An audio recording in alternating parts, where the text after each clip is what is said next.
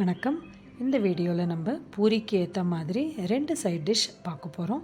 ரெண்டுமே நம்ம உருளைக்கிழங்கு வச்சு செய்கிற சைட் டிஷ்.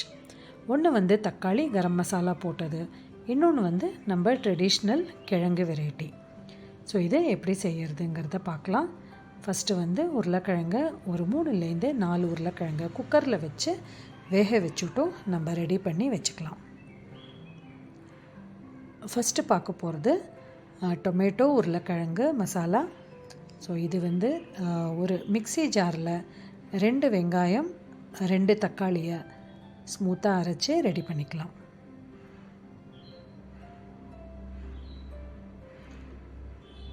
ஒரு பேனில் 1 டீஸ்பூன் அளவுக்கு நெய்யை விட்டுட்டோம். அதில் 2 பிரிஞ்சி லீஃப் ஆட் பண்ணிட்டோம். அரைச்சி வச்ச இந்த விழுதை போட்டுடலாம். அதில் தனியா பவுடர், மிளகாப்பொடி, மஞ்சப்பொடி, கரம் மசாலா, தேவையான அளவு உப்பு போட்டுட்டோம். நல்லா மிக்ஸ் பண்ணிவிட்டோம். ஒரு 3லேருந்து 4 நிமிஷம் நல்லா அது குக் ஆகட்டும். அதாவது நம்மளுக்கு பச்சை வாசனையும் போகணும், கொஞ்சம் திக்காயிண்டும் வரும். மூடி வச்சு நம்ம குக் பண்ணோன்னா கொஞ்சம் வெளியில் தெளிக்காமல் இருக்கும். பார்த்தீங்கன்னா நல்லா திக்காயிண்டே வருது. இந்த டைமில் நம்ம வேக வச்ச உருளைக்கிழங்கை ஜஸ்ட்டு சாப் பண்ணி இதோட ஆட் பண்ணலாம். பண்ணிவிட்டு நல்லா மிக்ஸ் பண்ணின அப்புறம் 1லேருந்து 1.5 டம்ளர் அளவுக்கு தண்ணியை விட்டுக்கலாம். தண்ணி நம்மளுக்கு எந்த அளவுக்கு கன்சிஸ்டன்சி தேவைப்படுறதோ அந்த மாதிரி வச்சுக்கலாம்.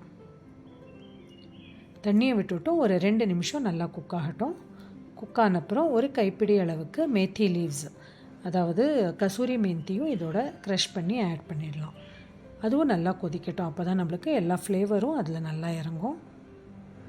பார்த்தீங்கன்னா எக்ஸலண்ட்டான கிரேவி ரெடி ஆகிடுது.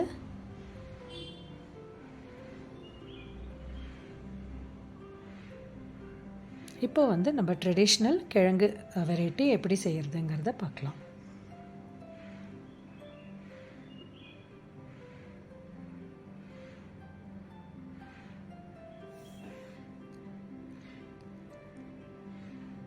ஒரு பேனில் 2லேருந்து 3 டீஸ்பூன் அளவுக்கு எண்ணெயை விட்டுட்டோம். அதில் கடுகு, கடலைப்பருப்பு, பச்சை மிளகா, ஒரு கைப்பிடி அளவுக்கு கருவேப்பிலை போட்டுட்டோம்.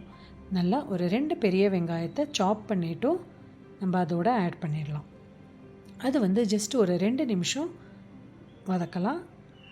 அதில் கொஞ்சம் மஞ்சப்பொடியும் வெங்காயத்துக்கு தேவையான உப்பையும் ஆட் பண்ணிடலாம். கொஞ்சம் வதக்கின அப்புறம் ஒரு கப் அளவுக்கு தண்ணி அதோடு ஆட் பண்ணிடலாம்.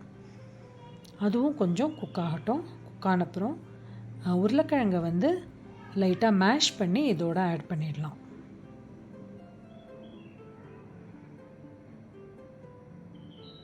அதோட ஒரு 2 கப் அளவுக்கு தண்ணி நம்மளுக்கு திக்காக வேணும்னா தண்ணியை குறைச்சிக்கலாம். இல்லை நம்மளுக்கு நல்லா தண்ணியாக ஒரு மீடியம் இதில் லிக்விடாக இருக்கணுன்னாக்கா தண்ணி நம்ம ஆட் பண்ணிக்கலாம். ஸோ பார்த்தீங்கன்னா இந்த மாதிரி தான் இது கடலை மாவு தண்ணியோடு மிக்ஸ் பண்ணினது. 2 டீஸ்பூன் அளவுக்கு கடலை மாவை தண்ணியோடு மிக்ஸ் பண்ணி இதோட ஆட் பண்ணியிருக்கேன். ஸோ பார்த்தீங்கன்னா திக்னஸ் நம்மளோட சாய்ஸ் தான். கொஞ்சம் பெருங்காயப்பொடியும் ஆட் பண்ணி கொதிக்க வச்சு ரெடி பண்ணால் எக்ஸலண்ட்டான கிழங்கு மசாலாவும் நம்மளுக்கு ரெடி ஆகிடுது. பார்த்தீங்கன்னா இந்த வீடியோ உங்களுக்கு யூஸ்ஃபுல்லாக இருக்கும்னு நினைக்கிறேன். தேங்க்யூ.